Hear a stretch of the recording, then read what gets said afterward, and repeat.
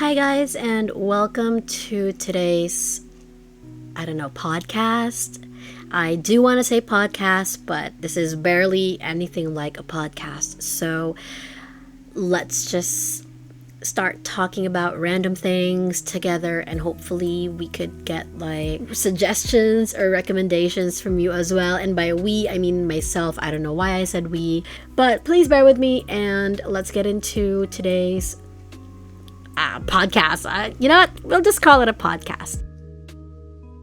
So for today's topic, I decided that I wanted to kind of give you guys a recommendation when it comes to cozy manga.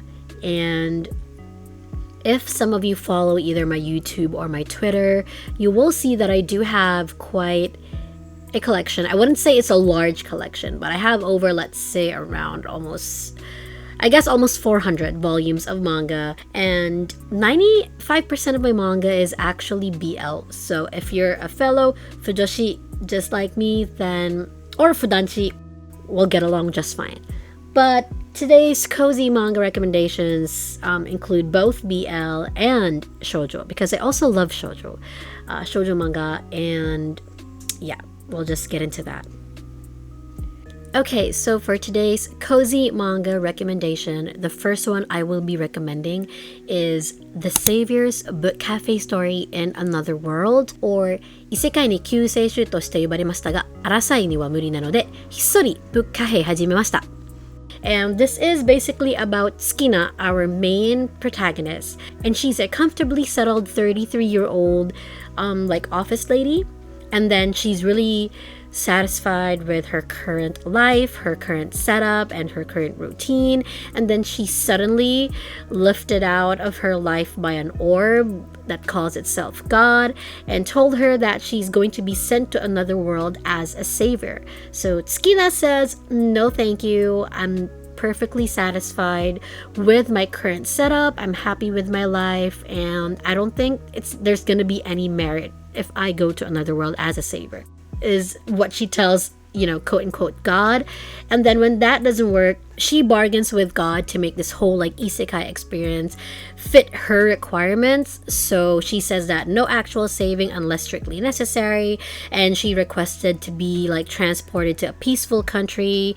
And the God did say that he would grant her a wish, and one of those is having her very own book cafe cottage at the end of the forest in the country that she's going to be living in, and she's going to just blissfully spend her days peacefully reading.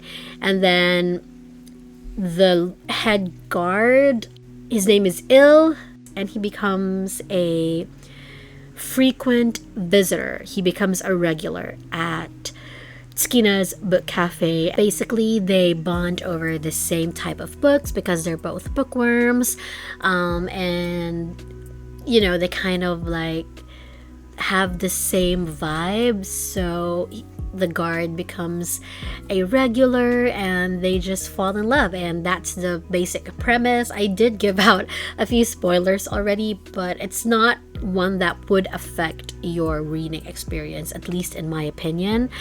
So yeah, I highly recommend it. It's just 5 volumes for the manga. I'm not sure about the light novel because there is also a light novel, but for the manga it's just 5 volumes. It's already completed and officially translated in English by 7 Seas, and it's just a light, fluffy, fun read if you don't want anything that's stressful but you still want something with a bit of substance and story. This is something I would recommend, and if you love shoujo manga, so highly recommend. And the second cozy manga I will be recommending is a BL this time, but it also falls under isekai. It's one of my favorites, and it's a current read, and it is The Other World's Books Depend on the Bean Counter, or Isekai no Sato wa Shachiku Shidai is a Japanese title. There's also a light novel for this, but I have been reading the manga, and it's being published by Yen Press, and I just love it so much. I love BL. I've read hundreds, if not thousands of BL since I've been reading BL for the last 15 years already.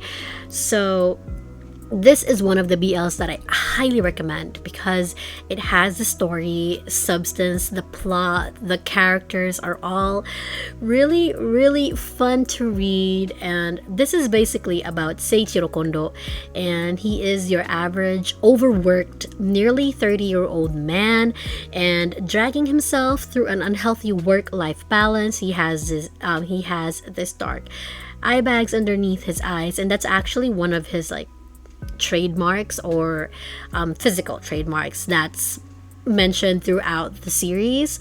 And then one night on his way home from the job, he hears a scream for help and discovers a teenage girl being pulled into a portal to another world. So he tries to help her but ends up tagging along on her summoning, and they're both now stuck in a parallel fantasy realm. And the main character Kondo isn't just content of letting like the country or the state take care of him, so he insists that he be given a job in accounting because he's an accountant. So the teenage girl that was pulled into the portal is technically the one that the other realm wanted because she's counted as the savior or the maiden that they need for their country. And Kondo was just a tag along is what they call him in the series. And since he's just considered a tag along, it quickly becomes clear as well that he doesn't have the requisite magic tolerance to survive in that world because he's not meant to be there, technically speaking. And then the captain, the knight captain Aresh Endolark, finds himself coming to the other man's rescue whenever something happens to him because of his like low tolerance when it comes to magic and resistance. And now Captain Aresh somehow can't bring himself to leave Kondo alone, and he kind of becomes in charge of Kondo's lifestyle to make sure that he's healthy, and that's where like the love story begins. So there's a lot going on, by the way, because there's some don't agree with Kondo's presence, but some do appreciate Kondo. And the prime minister, who by the way, I love him so much, but I'm not sure. I think he is on Kondo's side, but at first you'd feel like he's a little iffy because he might be like a backstabber type of character, but we're still not sure. But I feel like currently he is on Kondo's side, and I am hoping for a mini love triangle. Now, it's not always my favorite type of trope. Like whenever I read, love triangles can be really, really annoying to read, but if it's handled tastefully, then it's the cherry on top. So I do hope that it does lead to this, for the Other Worlds books depend on the Bean Counter manga series. And it's currently on the 3rd volume in English by Yen Press. It was released last May, so there's still no news about when they're going to be releasing the 4th volume in English, but the 4th volume is released in Japanese, and I bought it in my Japanese Kindle account, and I read it. It's so cute, I swear. I mean, this is really one of the best BL mangas you'll be reading, especially if you're not just all about the smut. I mean, I do like reading a steamy smut scene, but this series doesn't really need that. Like, it's gonna be interesting. You're gonna be laughing, giggling, and being annoyed by just reading, the plot. I came there for the BL, but I also stayed for the plot. So I highly recommend that you pick this one up as well, and hopefully you'll like it too. The last one that I will be recommending for today's cozy manga recommendations is something that's really popular lately, and it's because of the Netflix anime series for this, and I think you already know what it is. It is My Happy Marriage, or Watashi no Shiawase na Kekkon. So it's literally the same like translation, so there's no other meaning to that. And I watched the anime first, the first 2 episodes when it released on Netflix, and it actually caught my attention that I read all current 3 volumes of the manga, and I purchased all current 4 volumes of the light novel in my Kindle, and I love it. It's something that I didn't expect to like in the least, but I actually loved it, and it made me super excited to see the next few episodes. I would say it's pretty fast-paced for a romance or a shoujo manga, because usually shoujo mangas take their damn time getting from one point to the next point, or at least in the early to mid 2000s, that was the formula of shoujo mangas, which is actually why I didn't read shoujo mangas that much anymore, and I liked BL more because they didn't beat around the bush. Now, there may be similar like communication issues, which is the number one irritating trope or plot in shoujo mangas is miscommunication. Now, granted, there is miscommunication in other genres as well, but it's not as overly used as it is in shoujo mangas, especially in romance centered shoujo mangas. Now, My Happy Marriage, in my opinion, is pretty fast-paced for a romance manga, and that's actually why I like it. So they didn't have to beat around the bush. It's not that they're already in love with each other, but at least they already like each other to the point where, you know, they are in a good place in their relationship. Now, just to give you a brief background about what it's about in case you still don't know, the main character, Mio Saimori, is the unfortunate child of a loveless arranged marriage, and after her mother died, her father brought in his previous lover and her own daughter, Kaya.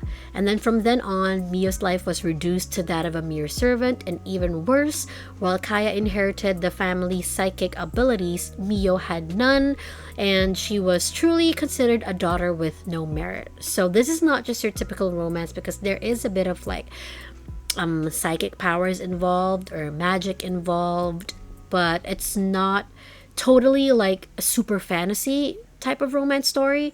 It is based on real life situation, but with superpowers, with supernatural abilities.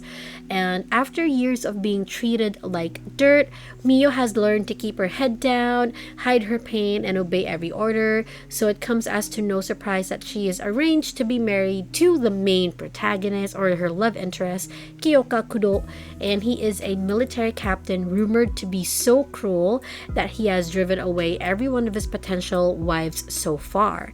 And from a painful upbringing to a painful marriage, that was the future that awaits Mio, or so she thinks. So contrary to her expectations, her new husband-to-be is actually kind-hearted, and what really awaits Mio is a blissful, everlasting marriage full of happiness. So that's why the title is My Happy Marriage, or Watashi no Shiawase na Kekkon.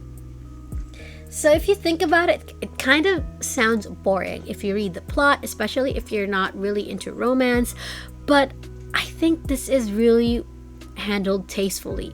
I did shed a few tears while reading the manga and the light novel as to how Mio had to endure a lot of the abuse, physically and emotionally, mentally. She was really abused even by her own father, who doesn't consider her his own daughter anymore. Kudo is just a cold-hearted man on the outside, but deep down he is kind-hearted. He's just a simple man, and he just wants to keep life that way. So yeah, I highly recommend this. It's really heartwarming. That's the word I will describe this manga or series, and is heartwarming. It's really heartwarming. I suggest that you pick this manga up, or at least start watching the anime. There's currently already 4 episodes on Netflix, if I'm not mistaken, and then the 5th one is going to come out on Wednesday. So it comes out, new episodes come out every Wednesday, so I highly recommend you pick this up. And I know it was just 3 recommendations, but I feel like this is such a long video, podcast, that I will be turning probably into a video soon. But I do hope that you enjoyed listening to my fangirling moment, and I really loved these 3 series, and I hope that you will enjoy them too. So there's just 1 BL and 2 shoujo mangas, or anime. At least there's 1 anime. It's something that will lift your spirit when you read it. It's fun, it's whimsical, and I do hope you enjoy it. And hopefully I'll see you on the next podcast or video podcast, whichever this is going to be, or whatever this is going to be. I hope I do see you then, and feel free to drop your comments or recommendations. And That's it. My throat's kind of itchy now. Thank you so much, and I'll see you next time. Bye.